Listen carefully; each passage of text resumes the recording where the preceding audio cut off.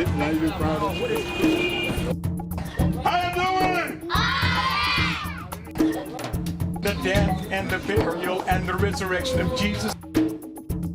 Thank you.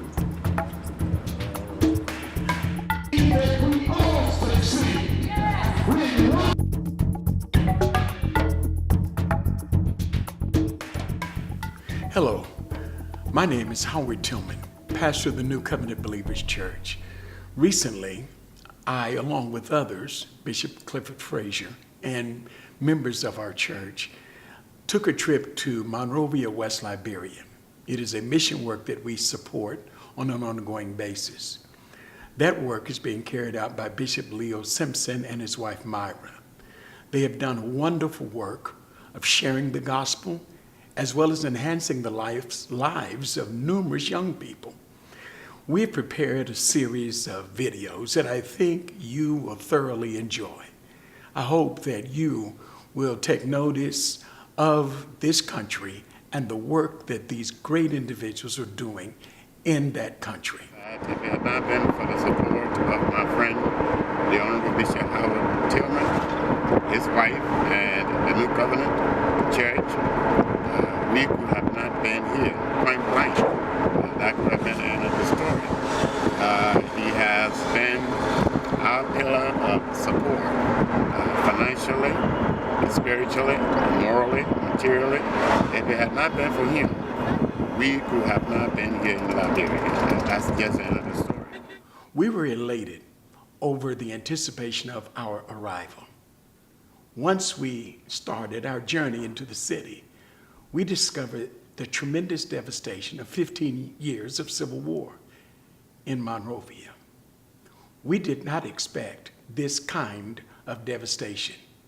I want you to take time and watch this. History was really clear, but since the war, you got a lot of young people, because the population was about 1 million now in the city. You have a lot of young people in the city don't want to go back. That building behind Bishop Tillman and I is a classic example of the devastating and destructive civil war of Liberia that ran for 14 years. They took everything off that building except the blocks that are remain now. I have been a friend of Bishop Leo Simpson since the early 1970s. We graduated from Enon Bible College in 1975. From that day, we both took a journey into full-time ministry. He embarked upon a journey to Africa along with his wife. He has done such a great work as he has attempted to expand the ministry of Haywood Missions. When you see the energy of the students, the energy of the teachers, and the immaculate job they have done in keeping their grounds as well as the facility, you will be marvelously blessed by the work that they're doing. I want you to take a look at how wonderful they have done their job. But they have not renovated, they have not done anything with it. Since we've been here, the year that we came, this school had to close. You see the condition of it? Right. It had to close. We were paying someone.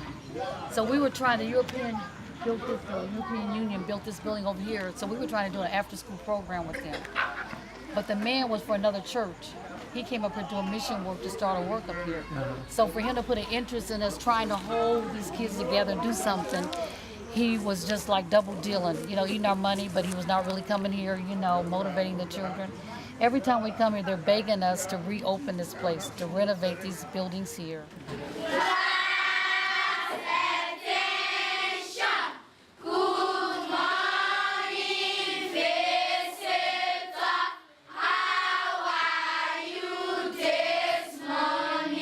Well, he must be doing pretty good, but I would say he's hot. I'm hot. And Ambassador Bishop Howard Tillman. Bishop Howard Tillman. Thank you. Thank you. Very much. Very much. For supporting Haywood. For supporting Haywood. Over 20 years. Over 20 years. And counting. And counting. Put your hands together for our bishop.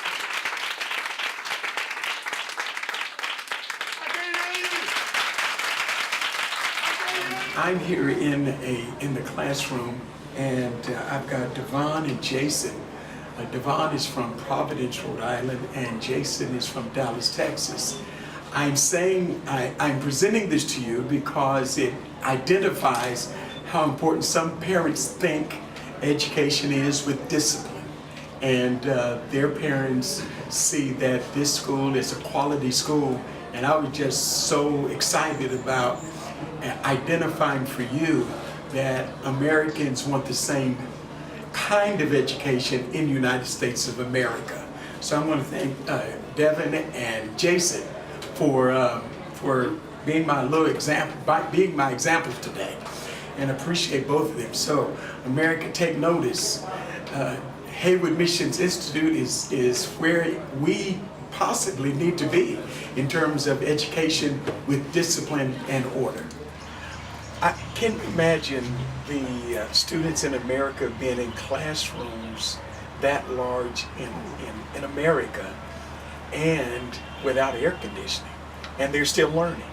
Well, that is true. It will be very difficult, but I just want you to know that the Haywood Mission School, even with the conditions you have observed, is a premier school, is one of the best institutions of learning, all because we do not compromise when it comes to discipline, when it comes to the teachers being on their job and teaching the students, and we ensure that they come and they learn, and they come to school pretty good. Yeah. Hard work. Hard work, but it's worth it. Okay. And thank God for you, especially. I said before, and I'm saying again, if it had not been for you, all of these things would have not become a reality. But would have been long gone. I know as we see more of this on the grounds, it's much larger than I thought. Well, I'm glad. It's much larger than I thought. You got many more students than what you had in the 80s. Exactly. In the 80s, we were like 500 to 600. Right. Now we are at 1,100 students. Wow. And you have students that have graduated and exactly, my friend. And done well in Liberia. In Liberia, out of Liberia. They're doing pretty good. Okay. Thank you. All right. And New Covenant. All right, sir. All right. This is the compromise. Yeah, compromise. So based on, this is the compromise here. Yeah, right here. And then the land we have that we didn't have before. You see the fence? That was the end of the property. Okay. Now we're here now as a result of the compromise.